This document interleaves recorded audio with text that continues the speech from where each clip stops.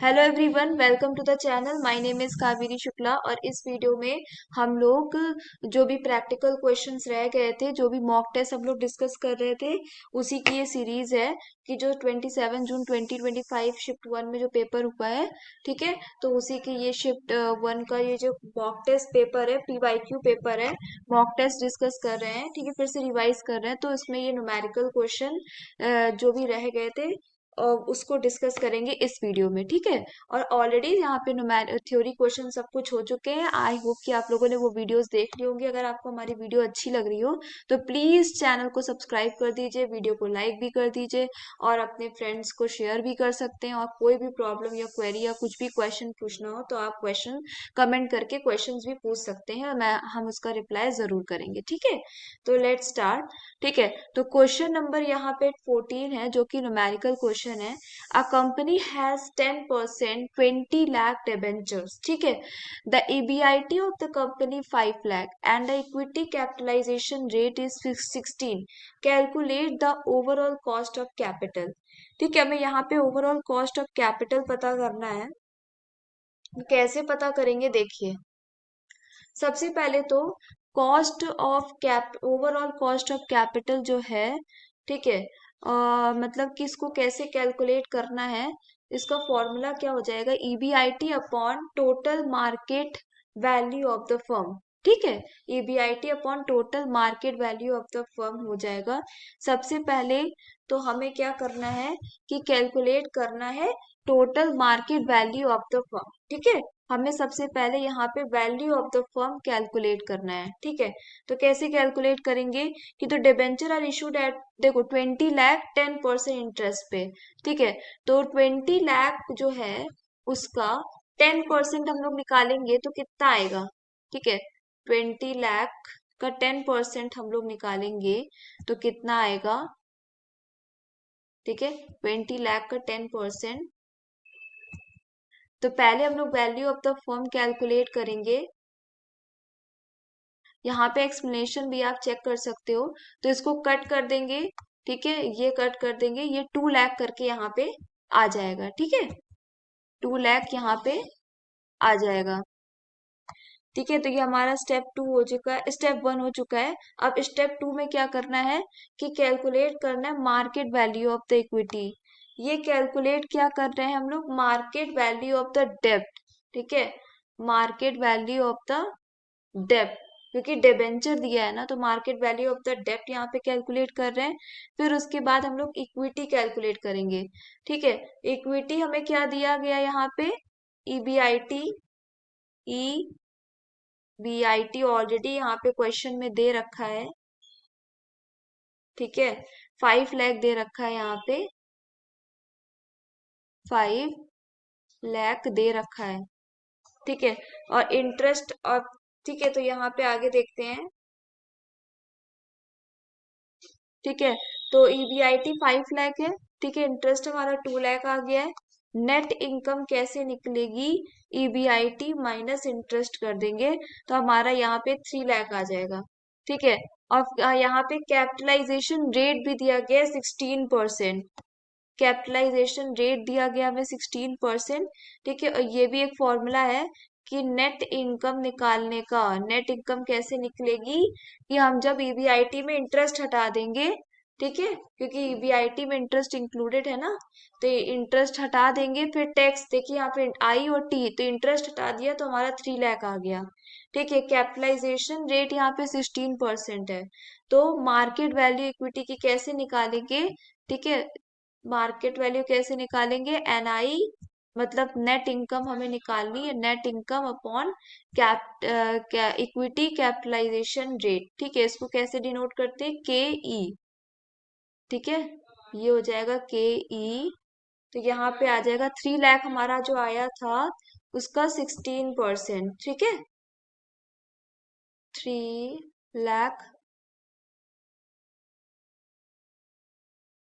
ठीक है, इसको कैलकुलेट करेंगे, ये 16% इंटू यहाँ पे जो 100 है।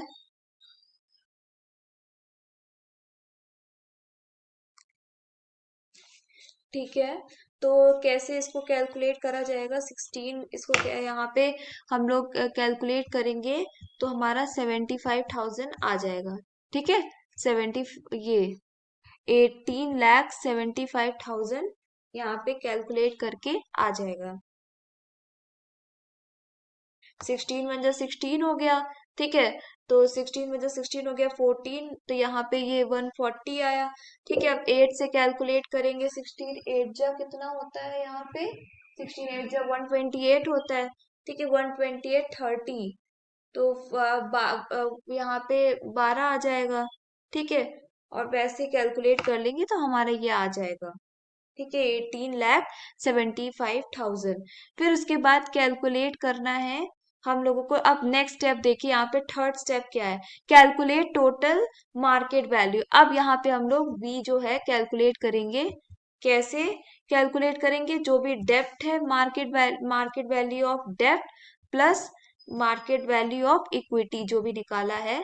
ठीक है, तो इसको कैलकुलेट कर मतलब टोटल कर देंगे 20 लाख। देखिए, मार्केट वैल्यू ऑफ डेप्ट जो है और मार्केट वैल्यू ऑफ इक्विटीज दोनों को प्लस कर देंगे तो 38,75,000 यहाँ पे आ जाएगा। फिर हम लोग नेक्स्ट फोर्थ स्टेप में देखते हैं क्या करना है। नेक्स्ट फोर्थ स्टेप क्या है? कैलकुलेट करना है ओवरऑल। यहाँ पे अब ये फॉर्मूला लगा दिया, ईबीआईटी अपॉन वी। ठीक है, तो 5 लाख हमारा ईबीआईटी था, अपॉन कर देंगे यहाँ पे ये V, value of the firm. तो ये हमारा 12.9 इसका आंसर हो जाएगा। ठीक है, आई होप कि आप लोगों को ये कैलकुलेशन समझ में आई होगी। तो 12.9% यहाँ पे आंसर आ जाएगा। चलिए नेक्स्ट देख लेते हैं और कौन से न्यूमेरिकल क्वेश्चन है।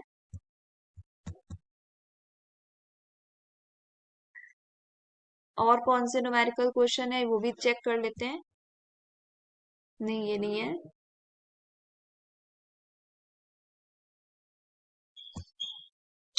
आई होप कि आप लोगों को हमारी ये सीरीज अच्छी लग रही होगी। ठीक है, हाँ, ये न्यूमेरिकल क्वेश्चन है 30। हाँ, इसको कैसे कैलकुलेट कर, नहीं, in the case of income of an individual includes income 25,000 minus child, नहीं ये नहीं न्यूमेरिकल क्वेश्चन है। नेक्स्ट देखते हैं। ये भी नहीं है, तो 90 डेज हो गया, फैक्ट है ये। हाँ, ये न्यूमेरिकल क्वेश्चन है, इसको देखते हैं। क्या दिया है? What is the harmonic mean of two numbers whose arithmetic mean and geometric mean are 30 and 24 respectively? ठीक है, यहाँ पे हमें हार्मोनिक मीन पता करना है टू नंबर्स की। ठीक है, यहाँ पे अर्थमेटिक मीन 30 दिया है, ज्योमेट्रिक मीन हमें 24 दिया है।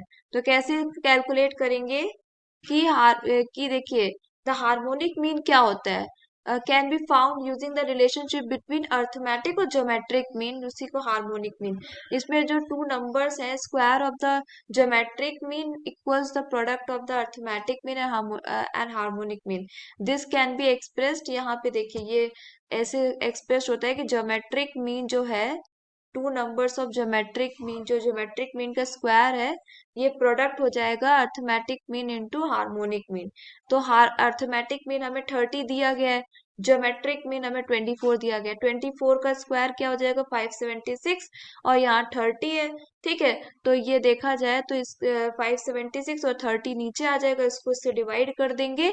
ठीक है, तो 3 1 3 हो गया, और 27, तो 9 हो जाएगा, और यहाँ पे 2 आ जाएगा, तो 192 हार्मोनिक मीन इसका आंसर आ गया। ठीक है, तो हमें क्या यहाँ पे फॉर्मूला याद रखना है?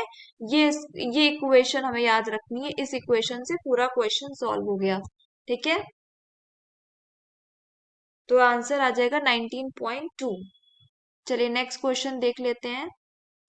न्यूमेरिकल, ये भी नहीं है। आ, ठीक है, इस तरीके से क्वेश्चंस बहुत इजी, बस हमें फॉर्मेट्स चीजें समझ में आनी चाहिए, कैसे सॉल्व करना है, बस तरीका। ये सब क्वेश्चंस आपको ऑलरेडी वीडियोस में करवा दिया गया, आप प्लीज जाके वो वीडियोस भी देख लीजिएगा। और अगर आपको हमारी वीडियोस अच्छी लग रही है तो चैनल को सब्सक्राइब भी कर लीजिए। ठीक है, जो जो भी व्यूअर्स मेरी वीडियोस देख रहे हैं उनको कुछ भी हेल्प मिल रही है तो प्लीज चैनल को सब्सक्राइब भी कर लीजिए। ठीक है, चलिए नेक्स्ट ये वाला क्वेश्चन देख लेते हैं। ये भी न्यूमेरिकल क्वेश्चन है। ठीक है। ए लिमिटेड मेक्स प्लास्टिक बकेट्स, ठीक है। सेलिंग प्राइस यहाँ पे 210 है, वेरिएबल कॉस्ट 60 है, fixed cost of making product is 1,50,000 है, तो number of bucket to be sold to get a profit 90,000। ये यहाँ पे फॉर्मूला बेस्ड क्वेश्चन है, ठीक है। कंट्रीब्यूशन कैसे निकलेगा, सेलिंग प्राइस हमें 210 दिया गया और वेरिएबल 60, तो इसको लेस कर देंगे तो कितना आ जाएगा यहाँ पे, देखो 60 का ये 40, तो 210, 250, यहाँ पे 100, ये कितना आ जाएगा, 150 आ जाएगा, ठीक है। फिर टोटल कंट्रीब्यूशन रिक्वायर्ड फिक्स्ड, यहाँ पे देखिए fixed cost plus target profit कितना है, ठीक है। तो ये आ जाएगा 1,50,000 प्लस टारगेट प्रॉफिट 90,000, तो 2,40,000 आ गया।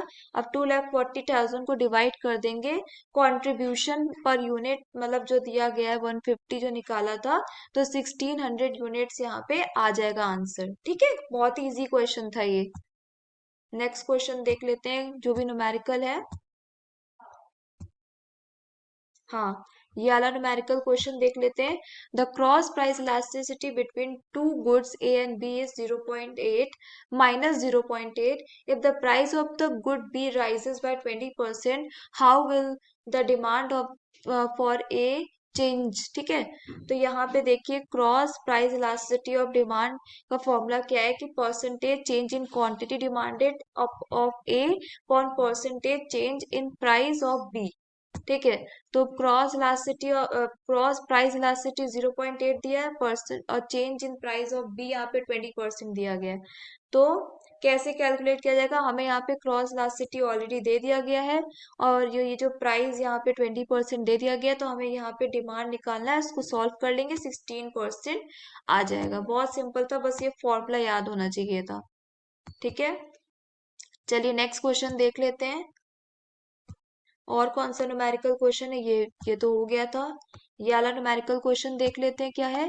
एबीसी लिमिटेड इशू करते 2000 10% preference share of 100 each eight 95, calculate cost of preference, ठीक है। ये बिजनेस फाइनेंस का क्वेश्चन है, ठीक है। तो इसको कैसे कैलकुलेट किया जाएगा, फेस वैल्यू यहाँ पे 100, डिविडेंड रेट 10% दिया गया है, इशू प्राइस 95 दिया गया है, ठीक है। तो कैसे कैलकुलेट होगा, preference dividend upon net proceed पर शेयर इंटू 100।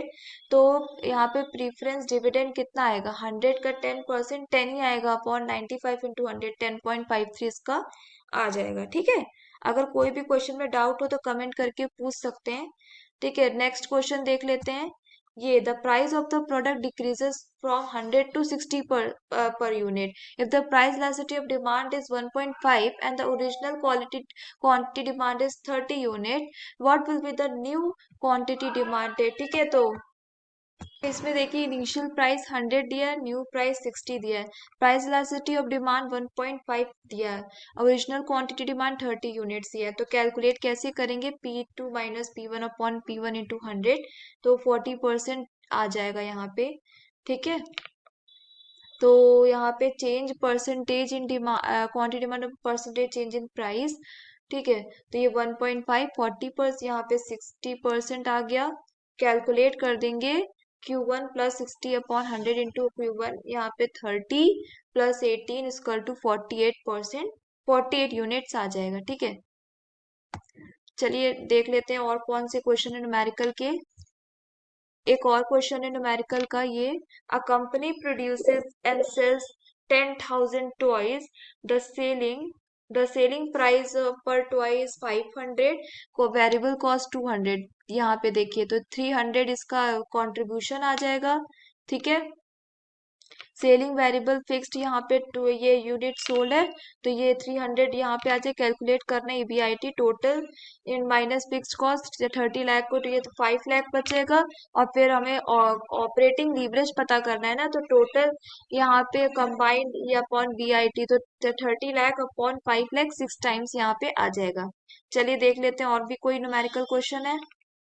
हाँ, तो ये वर्किंग डेज वाला भी बहुत इंपॉर्टेंट क्वेश्चन है, देख लेते हैं इसको।